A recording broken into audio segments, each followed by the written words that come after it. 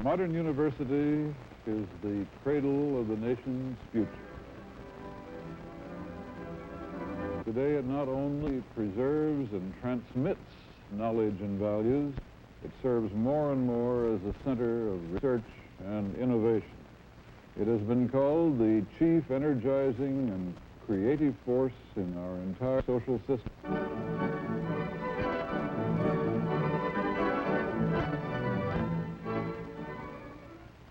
The modern university is the cradle of the nation's future. This be so, let us not underestimate the task we face. Meanwhile, the explosive growth still increases the demands upon us.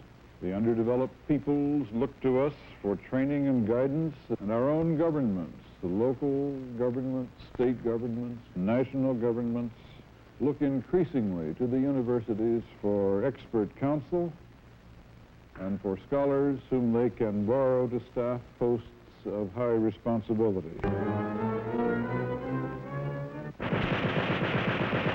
However much Kirk's personality and his style of administration may have exacerbated the situation would have been there no matter who was president of Columbia University.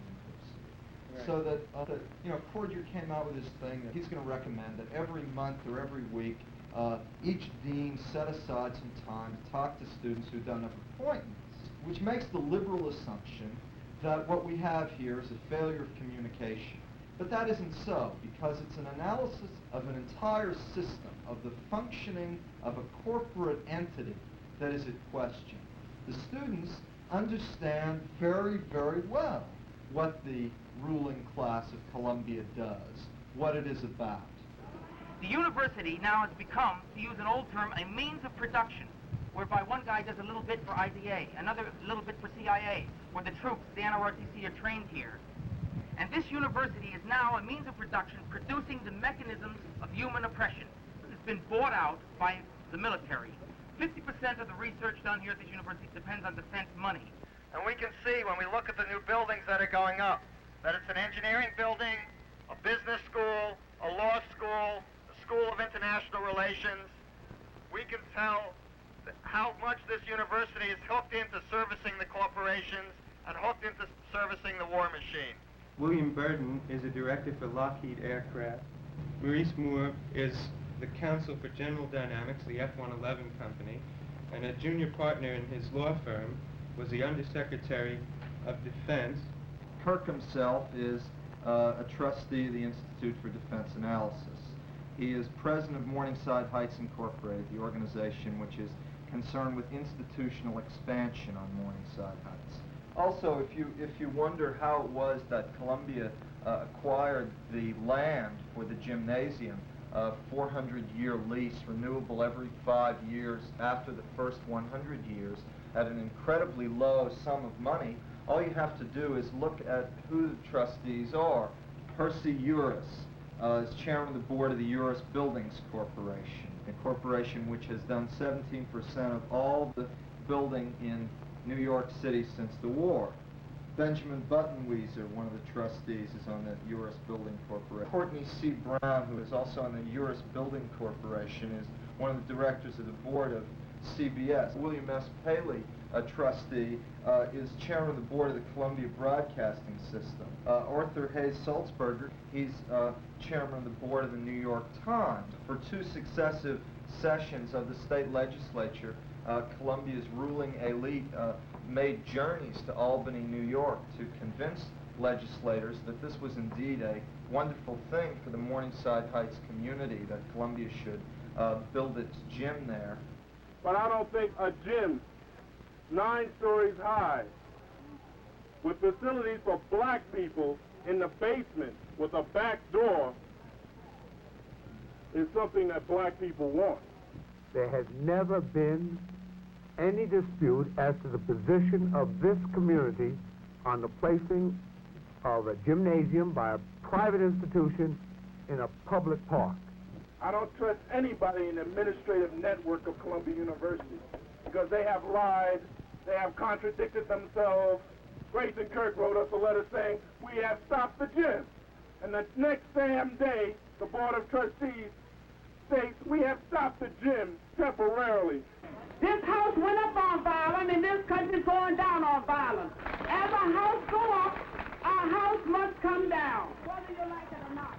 On April 23rd, SDS called a demonstration in which we plan to demonstrate inside Low Library to protest Columbia's complicity with the Institute for Defense Analysis, its racism in building the gym in Morningside Park, and its attempted suppression of the left by disciplining 6 students. About 500 people joined us at the Sundial. We were opposed by about 200 jocks. We found that not only were the jocks there blocking our way, but we found when we got to Low Library that the library was locked by the administration. They must have thought that would stop us, but it didn't. As we went into Harlem, we busted into the gym site.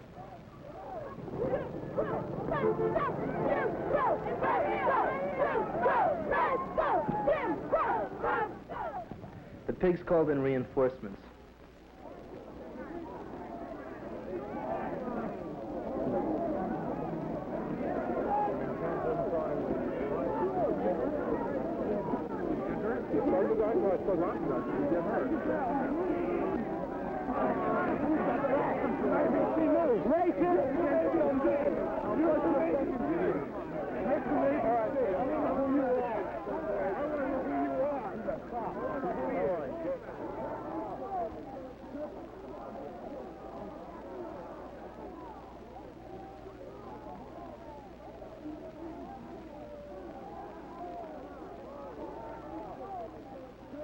We were weak down in the park. The cops were coming pretty quickly. And the numbers were building up.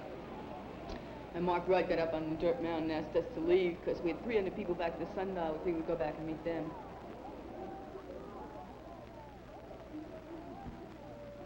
Taking Hamilton was, and Coleman was just the perfect thing after that. Except it wasn't so perfect because, I don't know, at that point we were moving faster than we knew how. Tremendous snowball. Tremendous yeah, I mean, morale. almost despite ourselves. It was something we really wanted to do. On the other hand, it was something that we weren't sure we were ready to do. It's our responsibility to use coercion. Well, you've used coercion, but we haven't completed. Legal means working? Is it political pressure from congressmen and the community working? Are speeches and peaceful demonstrations working? You're assuming that if you go through whatever channels you're going through, you're going to come out right. Well, we're hoping. Some of these things have gone on for weeks before the outcome has come. At that point, we took Dean Coleman thinking he was our trump card, but we didn't know that our real strength was in holding the buildings and staying there.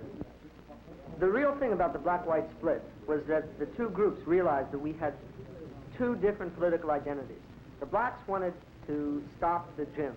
They figured the best way to do this was to hold the building, barricade it. The whites, on the other hand, saw and still see that our goal is to radicalize other white people. We didn't want to confront other students coming to class. We thought that we should confront our enemy, the administration. But we didn't realize that we were much too timid, and that what we really had to do was to show our moral strength and hold the building. Now, the blacks saw that we were split amongst ourselves, that we weren't disciplined, and that we really didn't understand what the correct militant tactic was. So they asked us to leave. Well, Mark came down from our steering committee meeting and told us that the blacks had asked us to split. We left and took Low Library, the seat of the administration. Look, it's been 2 days and we've taken 5 buildings. Hamilton, Low, Avery, Fairweather, and Mass. If you've got the administration figured right, they're up to calling the cops.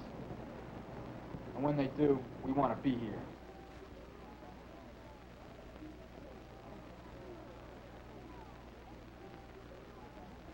We barricaded up the basement, and the police were trying to come through, so what the brothers did was throw some water hose, knock the police back, that kind of thing, you know, and flooded the whole basement. Now, that was one of the best tactics. The police were very angry about that.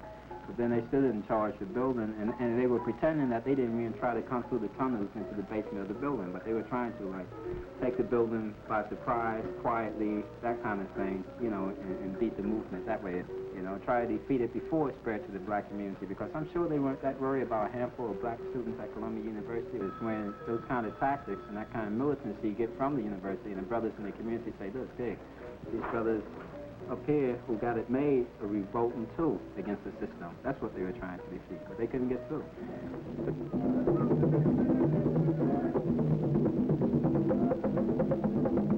I mean, there were mothers there who didn't have any sons in Columbia, who didn't want to see that park there, who didn't want IDA to be running down experiments at the school against their children and against their families. Everything from the far right, such as Haruyat, to the liberal right, such as Charles Kenyatta, to the far left, such as Epton and PL, and independent black militants. These black high school kids, man, they snuck wrap around and right under the nose of hundreds of TPF. But when we gathered Friday nights and we were walking up Amsterdam Avenue to Columbia, we were talking about burning the fucking place down. And you know, we came up with baseball bats and hockey sticks, and when we got to Columbia, we broke through the police lines. They took H-class Ron in here. They what? They brought H-class Ron in here. Here's a statement that was released by the students on the inside. I'll read the statement. Number 1, stopping of the construction of the gym. Number 2, dropping of the charges against all persons involved in demonstrations against the gym. Number 3, breaking of all faculty and administrative ties with IDA. Number 4, general amnesty for all the students involved. When the university has stopped construction of the gym and granted an amnesty, we will consider the questions of negotiation with the university. We are prepared to remain indefinitely until these conditions are met. The black students of Columbia University, joined by a few members of the black community, have been in Hamilton Hall for 56 hours, more than that now. We have established a cafeteria with adequate stores for all contingencies. A physician is in charge of our infirmary. Morale is high.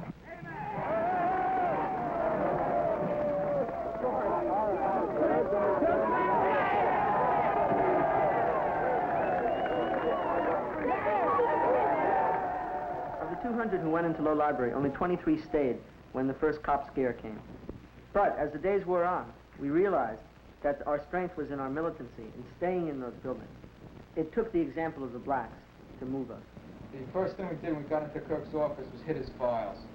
Besides a bunch of crap in his girly magazines, we found a bunch of papers linking Columbia to the IDA, a whole bunch of shit about putting down SDS, and a lot of letters about cleaning up the area by moving out the blacks and the Puerto Ricans. First day in math, we set up a defense committee which took care of putting up the barricades. We decided what our policy would be toward police, toward jocks. We soaped some of the stairs. We taped the windows. We emptied bookcases and put them up in front of the windows in case tear gas canisters did get through the tape. And it hung up a lot of people when there'd be a little scratch or mar on one of the marble top desks or something. At the second time we built barricades, these hang-ups disappeared, and we decided that barricades were necessary politically and strategically, and anything went in making strong, and this time, permanent type barricades. The defense is all taken care of. Security is a problem. Letting people in and out of the buildings. Watches. We need people to watch the windows every night. We had a walkie-talkie set up, citizens band walkie-talkies. Plus, there were telephone communications to every building, which the university tapped. We had 3 mimeographs that worked constantly, and there were people who did nothing during the strike but relate to the mimeograph machine. And there was a big sign on the wall, quote from somebody in Berkeley, which says, 5 students and a mimeograph machine can do more harm to a university than an army. Every building had their own little communications room that had to deal with the 4 or 5 modes of communication that we were using.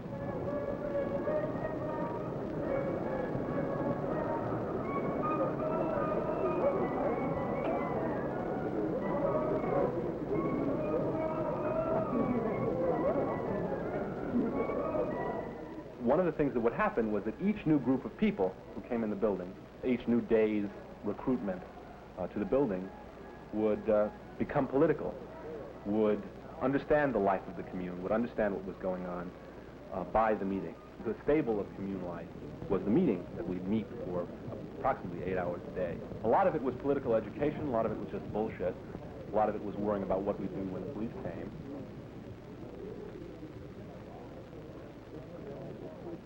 Well, SDS is in name representing the student body, but in fact it's a steering committee committee of various people from campus, and we're now trying to combat a faculty statement to the effect that no amnesty will be granted to students under any circumstances. The question of amnesty is really important because it's a political question. Our legitimacy to protest has to be recognized before we can negotiate. There seems to be a lot more dignity amongst the students now because they feel that they have a right to say the things they're saying. That's why I think maybe the amnesty issue has been raised and re-raised so many times here, and we've had to reassure ourselves by issuing votes of confidence for it every 30 minutes, because people are not sure whether they're supposed to be guilty for what they're involved in. And the whole issue of demanding amnesty first is to show that we have rights, and until we get those rights, we have to act in a coercive way. The hang-ups that are usually present in any kind of collective enterprise were absolutely not there. All year at school, I complained about my one roommate in the dormitory, but then I got to low rise where we had 100 people in 3 rooms, and there was a sleeping space of 3 feet for 2 people, and the idea of privacy and the idea of sleeping sort of became so insignificant. We never really got too much sleep because we were always having meetings and things, and people were always yelling and waking us up. But we didn't really care so much. We slept on the floor wherever we could, and that was about it. And what the life of the commune was a group of people who were incredibly close to each other, on no other level than the level of struggle. The strikers were getting community support.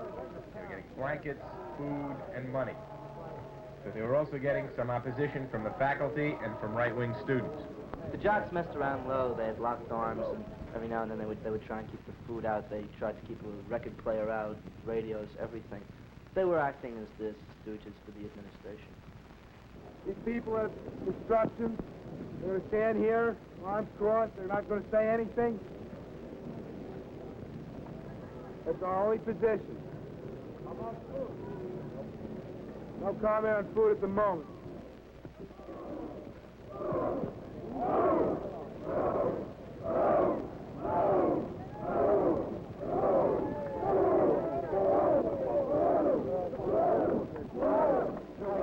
Get out of the way. That food is going up. There's nothing else to say. That food is going up. They ain't been eating. These motherfuckers have been eating. They have it. Of course they have. They got plenty of food. They don't have any. They don't have any left. They called us up. You haven't been up there. Don't say anything. They don't have any food. These cops have been eating.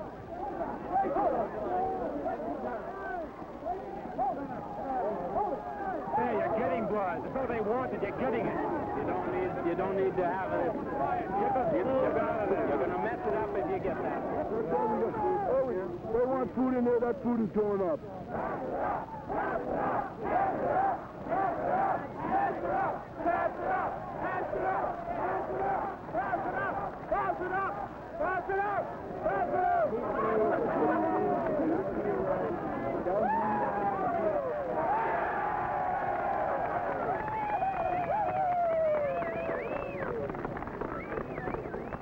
Stop it!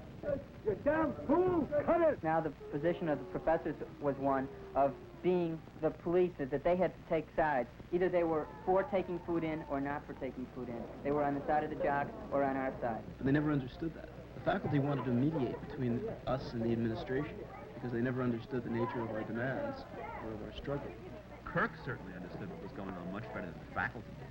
The faculty was in its own way just as naive as the law and order politicians were, because the only alternative they could see to the maintenance of the present system was chaos. They couldn't see beyond the occupation of the buildings to the creation of something that might be better. Everyone was, for like at least an entire week, living at full capacity. There was a total collective feeling.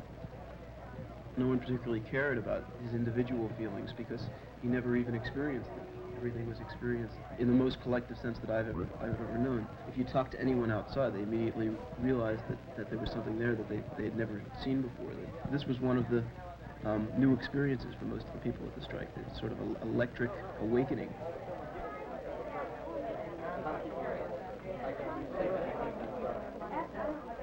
It was communal food. We ate what was given to us, what we could find, but mostly what was most important is we shared everything. We shared our oranges, our Cokes, our sandwiches, and surprising to all of us was this urge that we didn't want to eat something all by ourselves. If somebody beside us was hungry, didn't have a sandwich, we'd share a sandwich.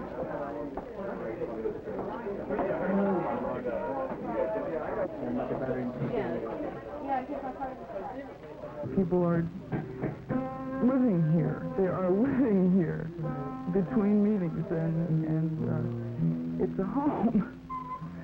It's a home. I've never been so comfortable on this campus.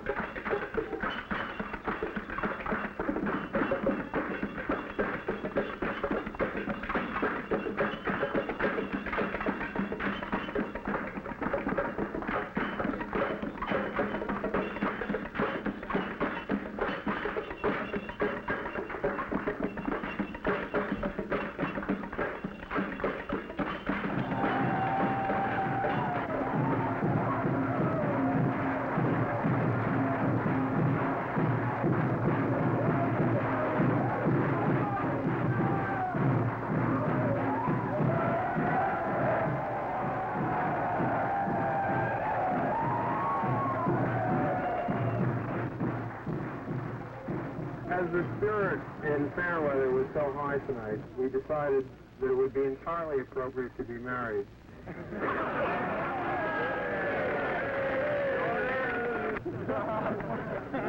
It was felt that Fairweather was not only holy ground, but was our home.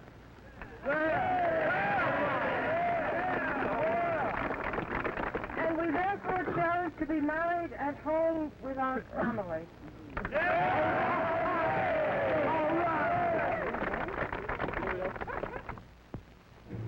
I, Andrea, take thee, Richard. I, Andrea, take thee, Richard. I, Richard, take thee, Andrea. I, Richard, take thee, Andrea. I now pronounce that Andrea and Richard are children of the new age.